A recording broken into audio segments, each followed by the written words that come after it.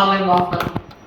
వాళ్ళందరికీ నేను నిరుద్యోగ ఉద్యమాన్ని కూడా లీడ్ చేసింది. బహుశా ఆ ఉద్యమమే మా పార్టీ పౌరులు రావడానికి కీలకమైన విశ్వాసంగా పనిచేసింది. అప్పుడు 4-5 సార్లు నేను పోలీసుల చేత కిడ్నాప్ గురైనా 4-5 చెప్తాను కాబట్టి మా సార్ నన్ను లైబ్రరీ చైర్మన్గా ఉంటే పిల్లలందరికీ కలిసే అవకాశం ఉంటుందని ఒకసారి చైర్మన్. ఒక పెద్ద ప్రాబ్లం ఏంటంటే గత 30 ఏళ్ల నుంచి నాకు తెలిసి నేను I also express my thanks to governor NT Rama Rao గారికి కూడా మనం ధన్యవాదాలు చెప్తాను. మండలానికి లైబ్రరీనే స్కీమ్ వాళ్ళు తీసుకొచ్చారు. మనం ధన్యవాదాలు. అందుకు లైబ్రరీస్ పెద్ద పెద్ద సెక్టర్స్లో ఉండేది. ప్రతి మండలంలో లైబ్రరీ తీసుకొచ్చి అప్పుడు ఆయన టైంలోనే చేస్తారు. అప్పుడు నేను ఒక టీచర్ కొడుకున్నాను సార్. ఎన్టీ రామారావు గారికి లైబ్రరీలో మండలం కొని పెడితే మా నాన్న టీచర్ ఎక్కుంటారు, మా పిల్లలు తొందరగా సెటిల్ కావాలనుకుంటారు వారి ఫాదర్ గారు. వెంటనే మా నాన్న ఏం చేశారు, అట్లా నువ్వు చదువు మానేసాయి, నువ్వు వెంటనే ఇంటర్మీడియట్ అయిపోగానే నువ్వు లైబ్రరీస్ అయితే నీకు ఉద్యోగం వస్తుంది అంటే నేను స్టేట్ సెంట్రల్ లైబ్రరీకి లైబ్రరీ సైన్స్ సిఎల్సి ఇంటర్మీడియట్లో I was state topper, state first rank intermediate.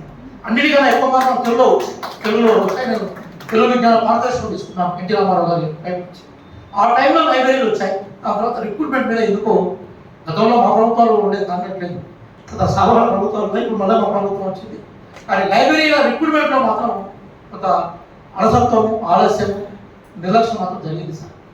నేను చెప్పడానికి బాధపడుతున్నాను కానీ చెప్పక తప్పదు. నిజాలు మాలాంటి కూడా మాట్లాడకూడదు, శ్రీధరన్ లాంటి వాళ్ళు కానీ నాలాంటి కూడా మాట్లాడితే జనాలకు తెలిసే అవకాశం లేదు. ఎందుకంటే కొన్ని లైబ్రరీలు ఇప్పుడు కూడా సార్ కొంచెం గౌరవంగా పదాలు ఉపయోగించాడు కానీ నేను మాత్రం ఇంకా మా దగ్గర కొన్ని లైబ్రరీలను స్పీకర్స్ అనిపిస్తున్నాను. బాధాకరమే. అందుకే సెక్రటరీ ఒక్కొక్కరు 3 జిల్లాలు 4 జిల్లాలకు ఇన్ఛార్జీలు ఉన్నారు. ఒక్కొక్కరు 3 లైబ్రరీలు 4 లైబ్రరీలు తీసుకుంటూ ఉన్నారు. కొన్నింట్లో మాకు ఎవరు దొరకక తాళం తీసి తాళాన్ని వేసే స్పీకర్స్ సందర్భాలు ఉంటాయి. ఆ పరిస్థితిని మార్పు తీసుకొస్తున్నాం. నేను చైర్మన్ అయినాక మొట్టమొదటిసారిగా నా బోర్డు మీద రాస్తున్న నా ఎయిమ్స్లో పెట్టుకున్నది I have to commit for the new recruitment అన్నాను. మా దగ్గర 1 మంత్ కమిటీ మీటింగ్ చేశాను. అందులో మా దగ్గర డిప్యూటీ డైరెక్టర్గా మా రాజు గారు మాకు డైరెక్టర్గా ఉన్నప్పుడు హరిశంకర్ని దానికి కమిటీకి ఇస్తే ఆయన మొత్తం తీసి మొత్తం వేకెన్సీస్ తీసుకొచ్చారు.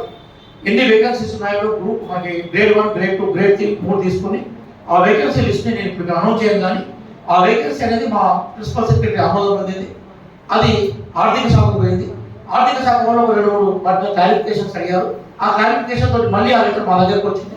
మళ్ళీ ఆ క్లారిఫికేషన్ తోటి మళ్ళీ లెటర్ని ఆర్థిక శాఖ వల్ల బహుశా రాబోయే నోటిఫికేషన్స్లో గ్రంథాలయ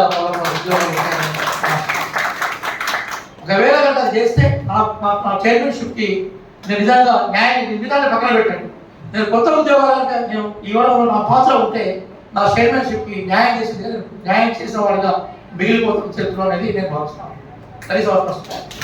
సార్ కూడా నాకు ఇండేస్ రాశారు. మన సమాధానం చెప్పాల్సిన అవసరం ఉంది కాబట్టి ఒకటి సెస్ మీద ఫోకస్ చేస్తున్నాం. రెండోది నూతన గ్రంథపాలకుల మీద మేము ఫోకస్ చేస్తున్నాం. మూడోది కొత్త పుస్తకాలు తీసుకురావడంలో మనం